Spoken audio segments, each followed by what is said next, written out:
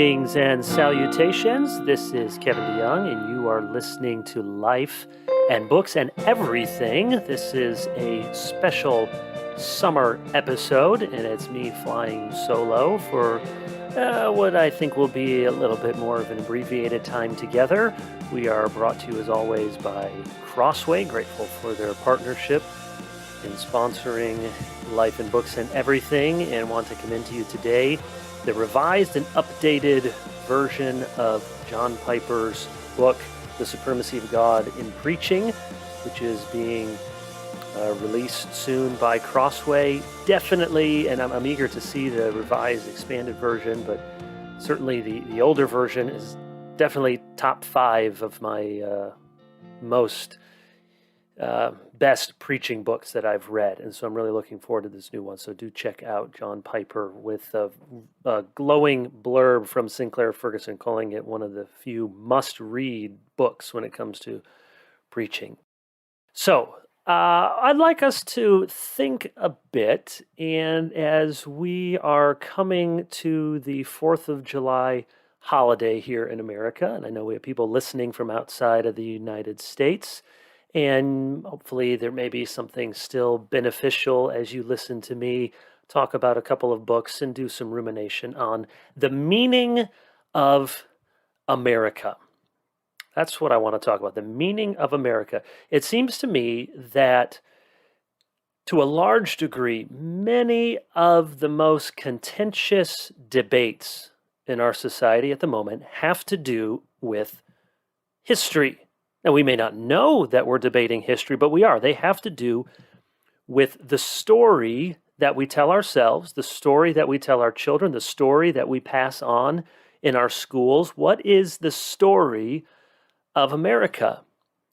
And just to put it in very extreme terms, perhaps the received story for many, many years was a story of great triumph, moving from strength to strength, and perhaps a few unfortunate blemishes here and there. And but we did away with slavery with the Civil War, and Martin Luther King Jr. and the Civil Rights Movement did away with the remaining oppression towards African Americans. And there's the Trail of Tears and Native Americans is not a glowing mark, but for the most part, a story of heroes, a story of virtue, a story of liberty, of freedom from tyranny, and maybe, depending upon your upbringing, even a great story of God's providence, maybe God's covenanted people, American exceptionalism. So a story that we should be proud of as Americans, and one that is filled with all sorts of heroes and virtues and ingenuity, and something speaking to the great American character. Don't tread on me. And if there are bad guys, because almost every story needs bad guys and good guys, the bad guys are outside of ourselves. The bad guys are King George and the British, and then we come to like the British, and we watch Downton Abbey, and we follow the royals too much. Hey, didn't we have a revolution to not pay attention to what the royals do? But the British, that's why for a long time all the bad guys in movies, if they were sort of highfalutin bad guys, they had British accents. They speak of imperial authority. And then maybe, depending on how you learn the Civil War, maybe the Southerners defending slavery, some in the South learned that the North were the bad guys.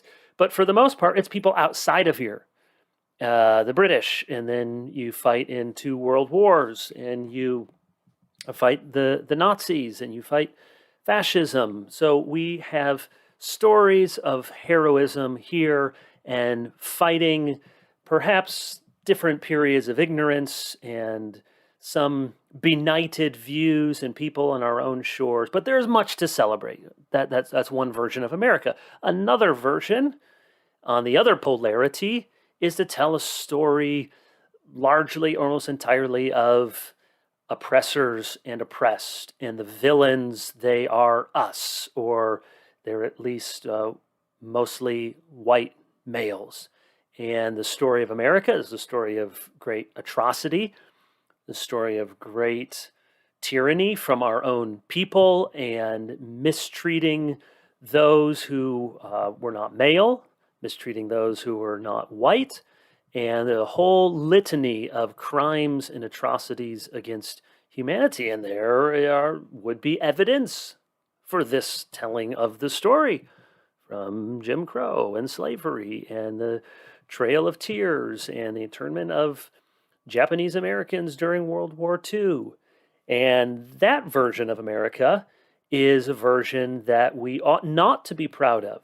But in a twist, and Shelby Steele writes about this in several of his books, there was a twist in the 1960s and 70s and moving on, that in order to disassociate, that if you disassociated yourself with that older American story, it did win you a certain hearing. There was a virtue in itself in decrying all of the vices of America.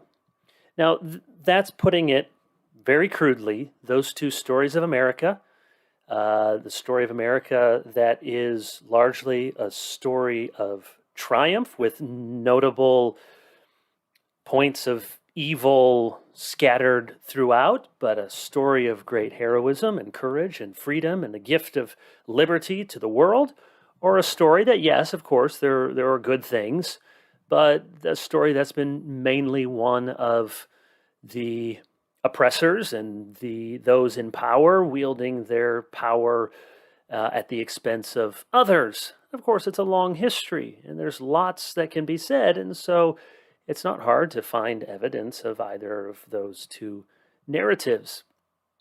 All of that is just preface to say that so much of why there are often such viscerally strong reactions to some momentary cultural flashpoint is because really we're arguing about the meaning of our own history and what does it mean to be an American.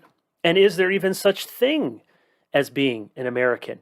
And if you sort of think about if it's your own family history, so try to sympathize for a moment with both of those meta-narratives I've sketched out. So on the one hand, if you're talking about your family, and anyone, if you're honest about your family, you know as well as anyone what the imperfections are. You know how dad got too angry, and you know how mom didn't do this very well, and the kids weren't respectful. So you know your family's not perfect, but it is your family, and you love your family, and you're proud to be a part of your family. And so if people come along and they say, you know what your whole family story is about what rotten people you are. And it's about how you treated everyone else. And your family story is really not about the noble things that you did. It's not worth celebrating. In fact, the best thing we can do is tell people and apologize for your family. Well, you can see how that's going to elicit a strong negative response. And on the other hand, if someone says, well, look, all I've ever heard about is your family is so great, and how your family, we've heard all the famous stories, and how your family brought the meals to the new neighbors, and your family got the neighbor's horse out of the ditch, and your family built this town by the sweat of their brow. Well, what about the time that your family stole from the people on the other side of town? What about the time when your family lied? And you're not telling the real story about your family. And in fact, your family story is not actually my family story. And your family story was at the expense of my own family's story. Well, then you can sympathize that to just want everyone to sing and celebrate that family story seems not just strange and ill-fitting, but distasteful. And so, as Colin, Justin, and I have talked about before, they're not here to agree or disagree with me, but when it comes to these symbolic gestures, which are often so ambiguous, say kneeling during the national anthem, what is that? What does that sign mean? Well, we're not just debating about kneeling or not. We're talking about a whole way of viewing our history, and then you put in, well, what does that say about the military? So for some people, it's a way of saying, we don't agree with the way the story of America has unfolded for all sorts of people. And For others, to kneel there during the national anthem, patriotic moment with the unfurling of the flag, is to say, you don't respect this family story. And in fact, this story that is about noble sacrifice, and this story that I can point to where my grandfather or my father or my great grandfather fought to preserve what's good and right and noble. So you can see we're not just pulling in one or two cultural flashpoints, but a whole way of viewing our own identity and our own history as Americans. One of our informal slogans is E pluribus unum, out of many one, but more and more, it's not so certain that there is an unum. And as we'll see in just a moment, some would argue there never has been. So I want to talk about two books. We won't spend a ton of time here, and then I'll finish with a few rambling thoughts. That's redundant when you're on a podcast. The first book, which just came out, is called After Nationalism, Being American in an Age of Division by Samuel Goldman. Samuel Goldman teaches political science and executive director at the Loeb Institute for Religious Freedom at the George Washington University. So, After Nationalism, Being American in an Age of Division. It's not a long book. It's 125 pages before you get to the endnotes. What does he mean by after nationalism? Well, he says we live after nationalism in the sense that our public discourse is characterized by appeals to various and potentially incompatible conceptions of the nation. That's what he means, after nationalism. We do not have a shared sense of national identity. What's helpful in this book, and we'll get to his prescription in a moment, but there is a helpful heuristic device or pedagogical device, you might say. That he says there have been, throughout American history, there have been basically three ways of understanding who we are and what it means to be an American. And they all can be described with a C word. So there's covenant, crucible, and creed. And what's really good in a short book like this, that will stick with you. And of course, lots of scholars can say, well, it's not nuanced enough. But yeah, it's going to stick with you. And it's helpful to think these three things. So he said one way of viewing American identity has been covenant. He said this was largely the Puritans of New England understood themselves to be in a unique relationship in a covenant with God. That the American people have an errand into the wilderness.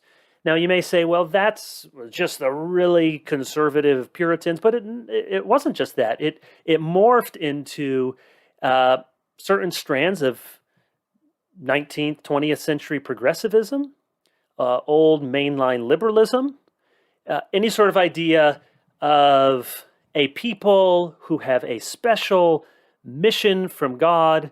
And perhaps earlier it's to be a city on a hill, but others it might be to be a civilizing influence or to rid the country of alcohol. There is this covenant idea. That's what it means to be an American.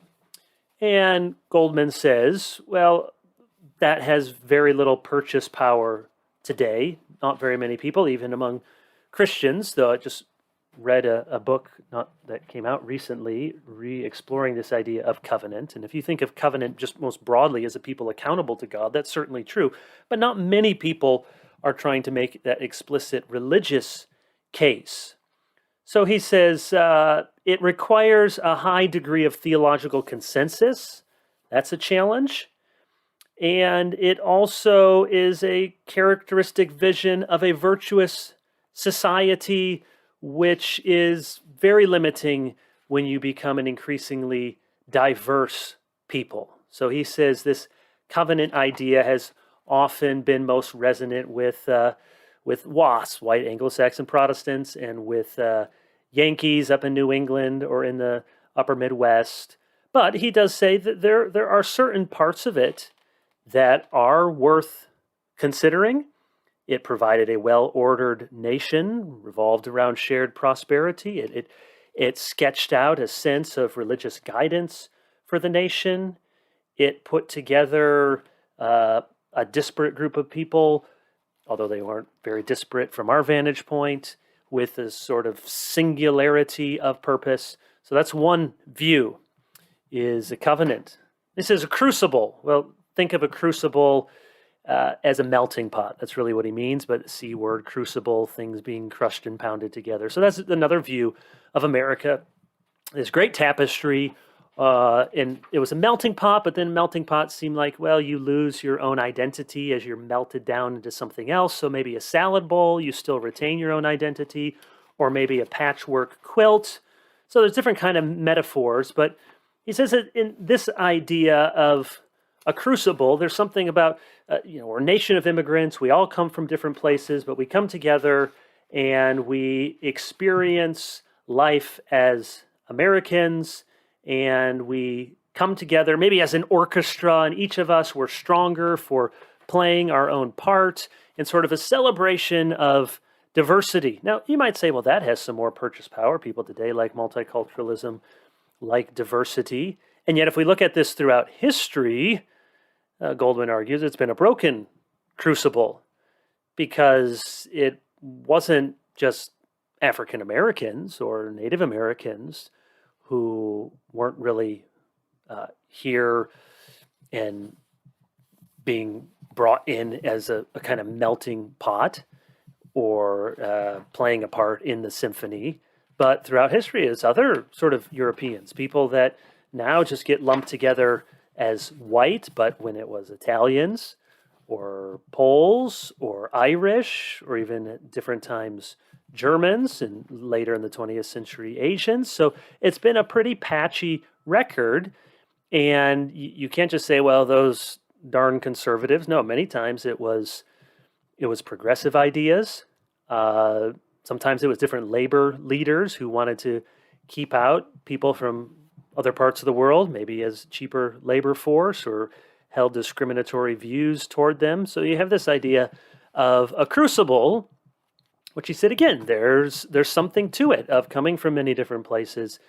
And yet he said it's never really had a sterling record.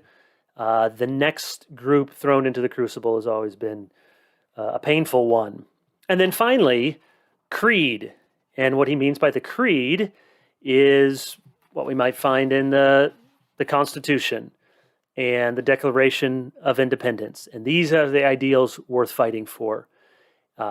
We, the people, in order to form a more perfect union. And we hold these truths to be self-evident. And over time, certain other documents are added to the creed. The Gettysburg Address, Martin Luther King Jr.'s speech, We Have a Dream, that to be American is to believe in this creed of equality, this kind of civic nationalism, this aspiration to be whoever you can be, to live a life of freedom. He says, again, for many, many years, this was taken for granted. And yet, he says, we have often fought wars over these undeclared creedal principles, sometimes for good reason, and other times, he says, for less noble reasons. This creed, he argues, is increasingly not enough to hold us together, especially when some would argue that those founding documents were written with duplicity. You can argue about that. I actually think they were written by men who believed in those ideals, but were very flawed in holding to those ideals. So one of his critiques of all three of these views, and this is his fourth chapter, he calls memory, nostalgia, and narrative, that we tend to look into the past with very rosy-eyed, and that's true for most of us. Now, we'll look into other people's past, but whatever we consider to be our past, so if our family story is America, or if you think, well, your family story is the civil rights movement, or your family story is Calvin in Geneva, or your family story is the Puritans, whatever you identify, kind of, those are my people. Well, it's not that hard. It doesn't cost you anything.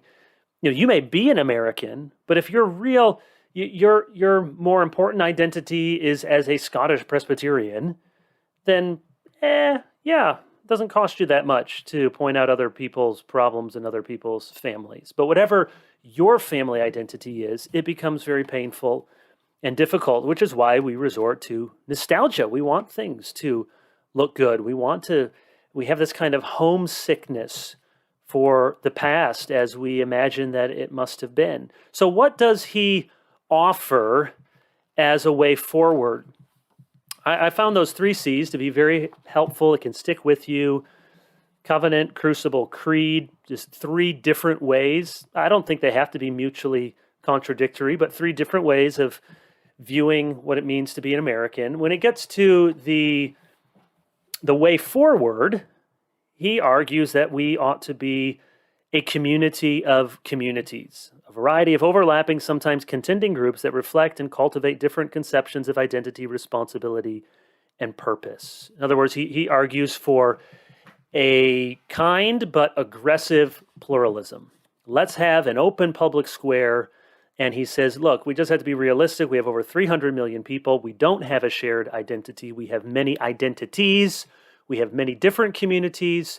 And so if you have a class-based organization, if you have associational freedom, if religious community, various political institutions, let those institutions and those communities be strengthened.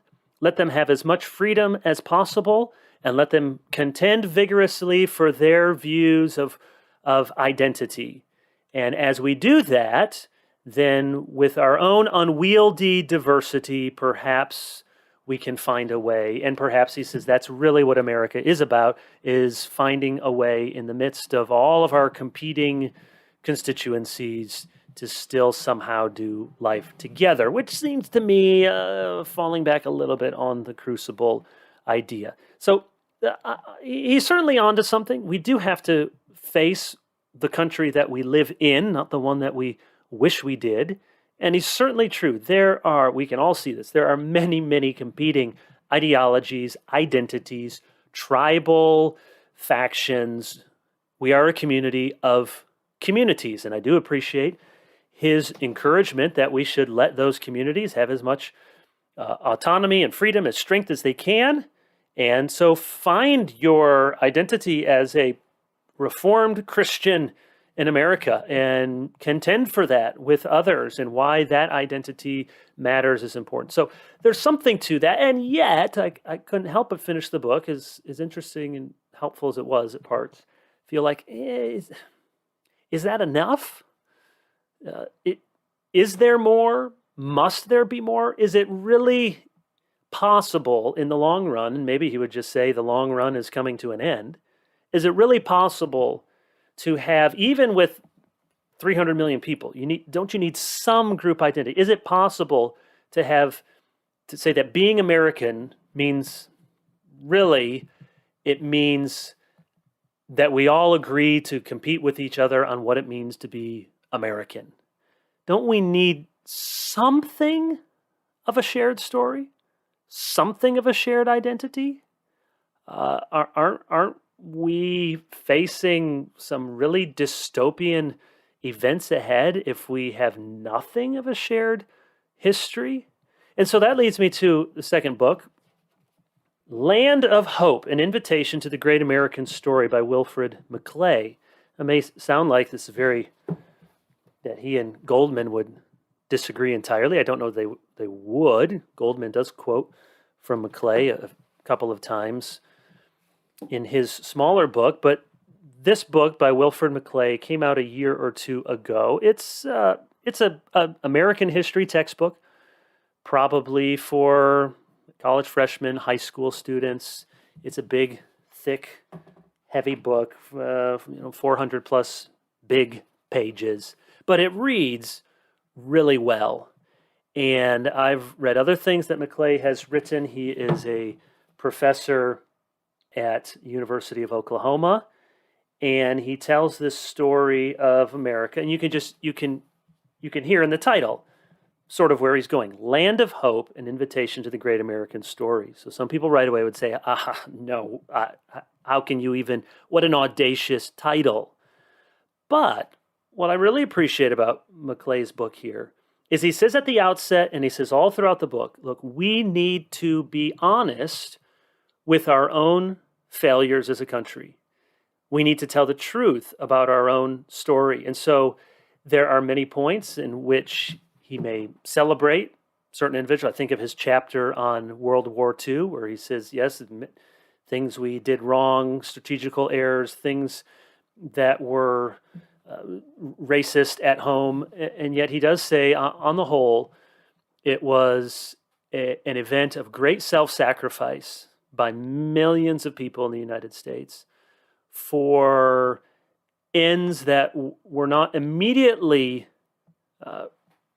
seen for their own sakes, but were for the sake of others. So there's many instances like that where he is willing to say, look, here is something very good about America, about the American character, and yet he points out the list of abuses, whether it's the way that the U.S. government treated Native Americans at various points, and of course slavery and Jim Crow. And look, those aren't the only two ways to sin. Those aren't the only ways that a national people can sin. That's what we tend to think of.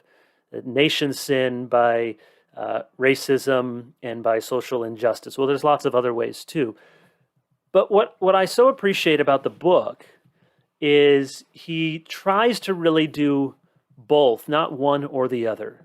And he tells a story. It's well written. It's almost elegant prose at times.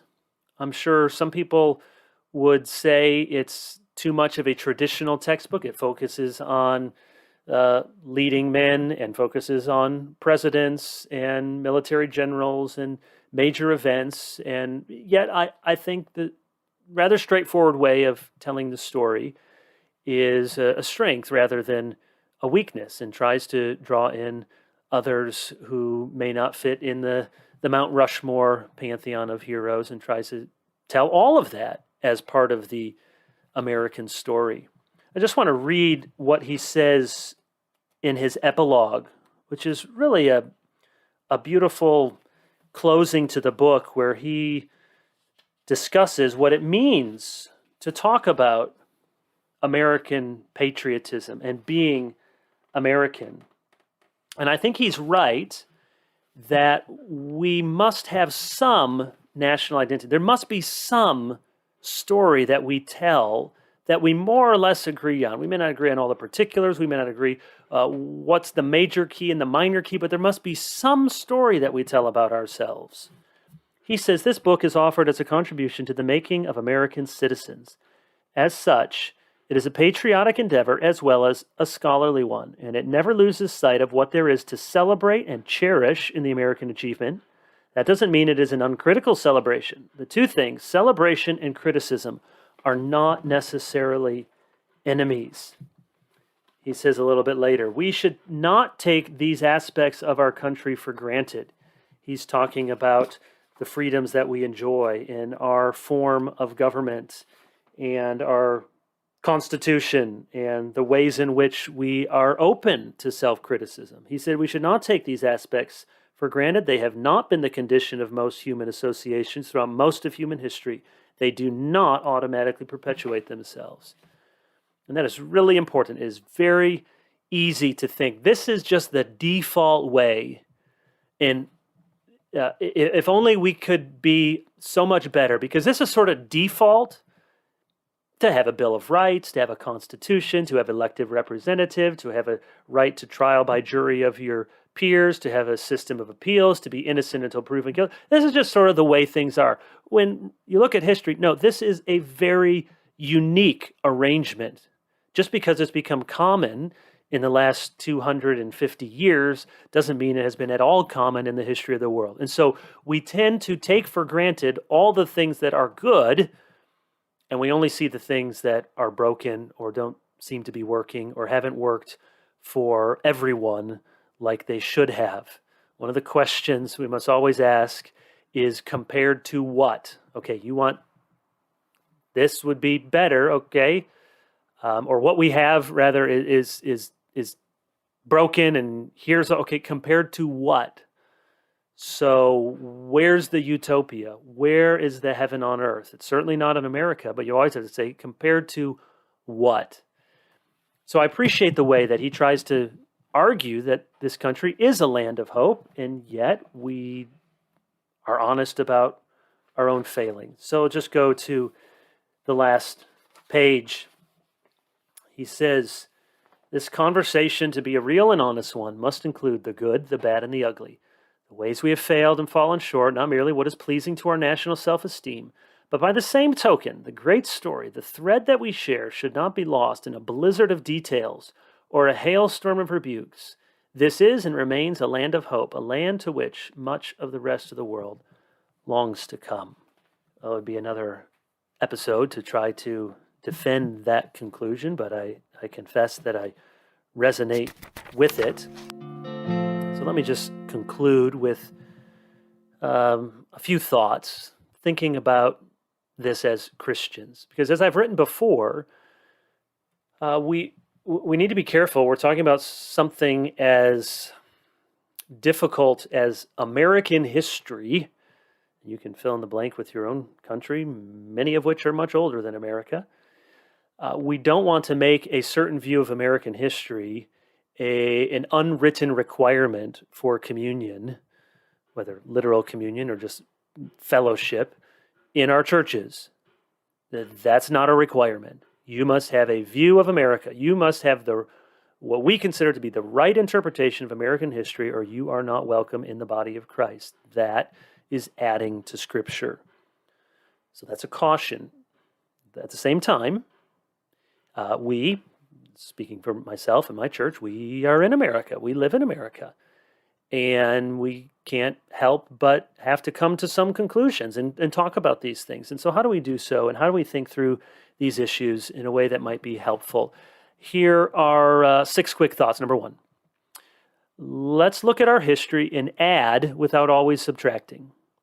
What I mean is, we should be eager to add great stories from, so I'm a white man, and if for much of American history the contributions from non-white men have been neglected, then let's add. Now I know sometimes it is a zero-sum game. You have a textbook, it only can be so many pages long. You can't put in everything, and you have to make those choices. But as we just have a conversation, as we just talk, as we just learn and celebrate, let's continue to learn and to add to those stories. And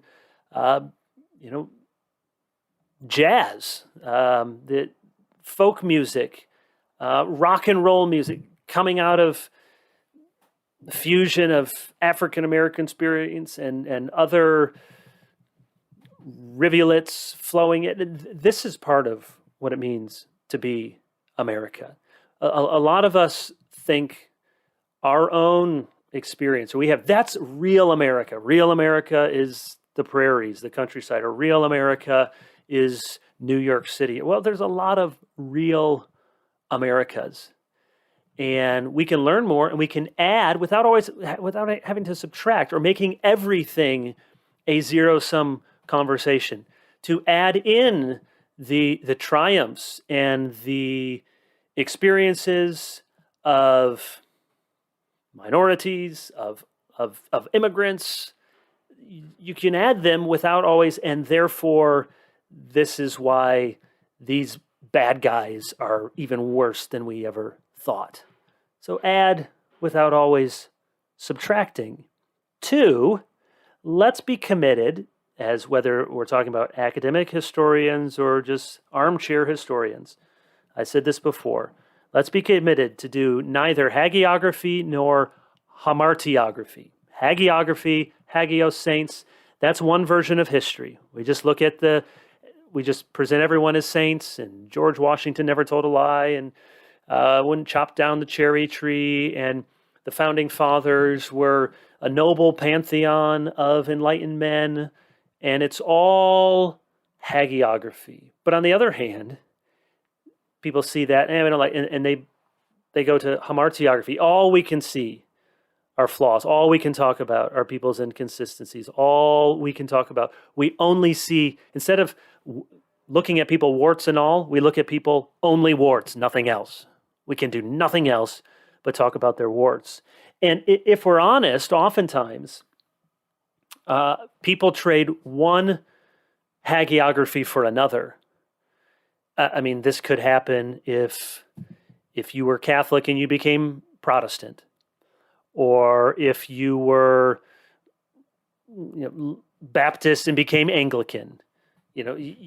Or you grew up with one view of America and then you came to see, oh, that's very bad, and then you celebrate the African American experience in America, and you trade one hagiography for another, and you end up not really doing justice to either.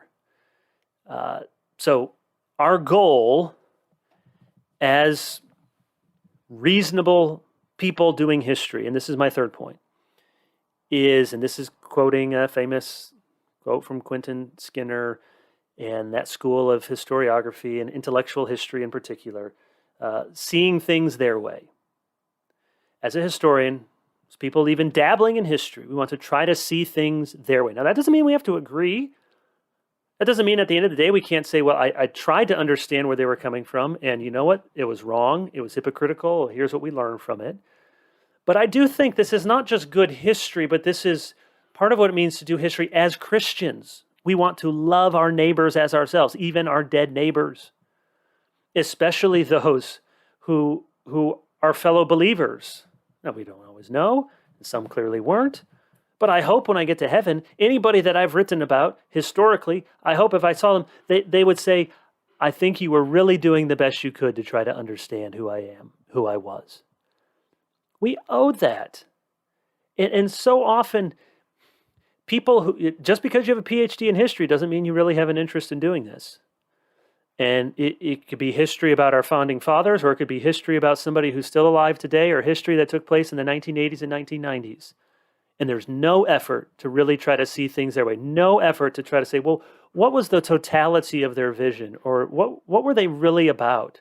Or let's put this quotation in context, or let's try to understand this one errant statement or this one blind spot in the broader scope of everything they did and said. No, we just can find the one thing and ding them for it and move on. That is not doing history as Christians ought to do history, which is to love our neighbors as ourselves. Wouldn't you want someone to do history on your life someday? If you're properly self-reflective and humble, you would say, well, no, don't present me as walking on sunshine and moving from triumph to triumph. I was a sinner. But do try to be fair and try to be honest, and don't just cherry pick the worst things you can about me. So let's try to see things their way, tell the truth, love our neighbors. Here's number 4. Let's do history with a proper anthropology and Christology. What I mean by that is a proper anthropology tells us that there is good and bad in each of us. Now, that doesn't mean we just have to be relativists and say, well, everyone's just some good, some bad. No, there are people in the history of the world that have had a lot more good and a lot more bad. And there's somebody like Winston Churchill who has a long list, and I'm speaking outside of America, obviously, a long list of faults. He was vain, he was ambitious, he made tactical errors, he could be impossible to work with, and yet his strengths and his genius and what he accomplished and what he prevented in the world, though he wasn't a Christian, ought to overshadow that in a spiritual sense, but looking historically. So it doesn't mean we just say everyone's 50% good, 50% bad. But as I say, with a proper anthropology, we know people are made in the image of God. They're capable of great things, and they're capable of great evil. And every single person has been a sinner. Every single person has had clay feet.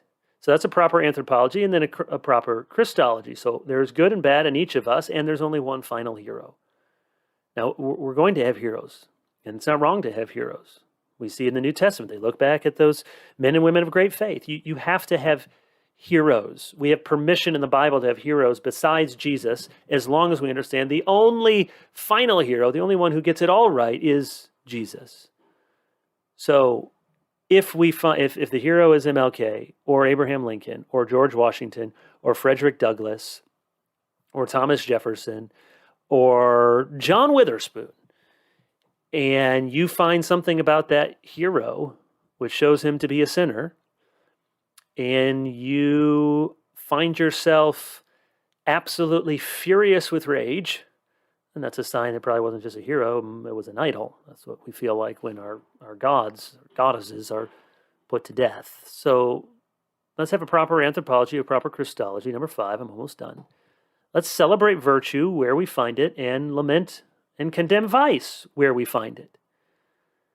So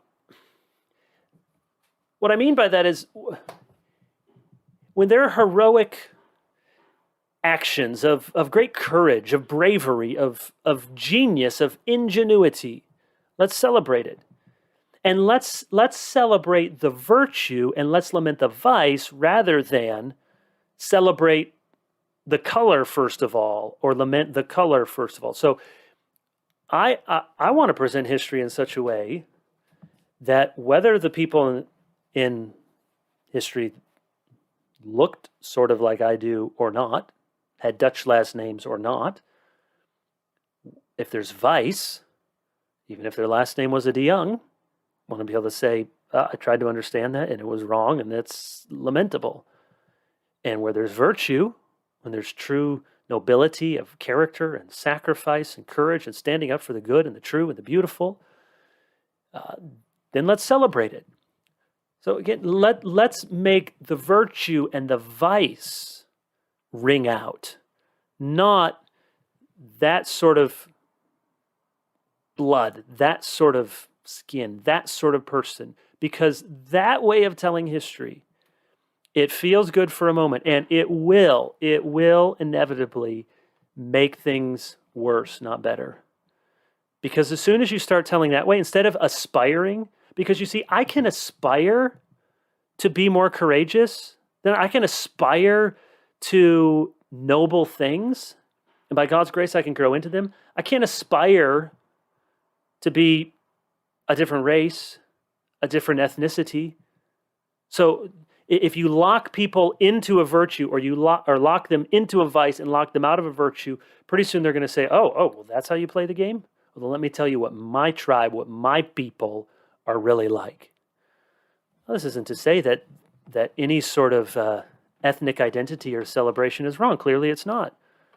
To celebrate African-American heritage, my family was always proud to be Dutch, and lots of places across the country have tulip time festivals and celebrate Dutch heritage.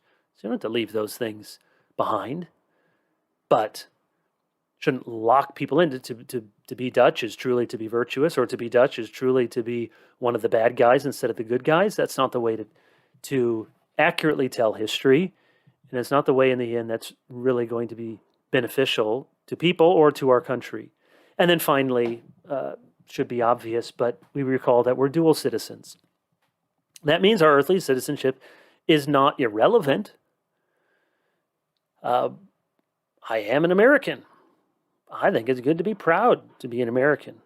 I hope if you're listening, you're proud from some other place. You're proud to be Brazilian or Mexican or Canadian or Scotsman. I'm proud to be an American. And I will enter into heaven as an American. And yet that earthly citizenship must